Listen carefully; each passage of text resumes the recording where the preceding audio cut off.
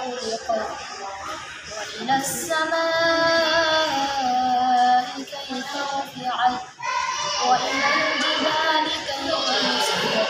وإلى الأرض كيف سطحت فذكر إنما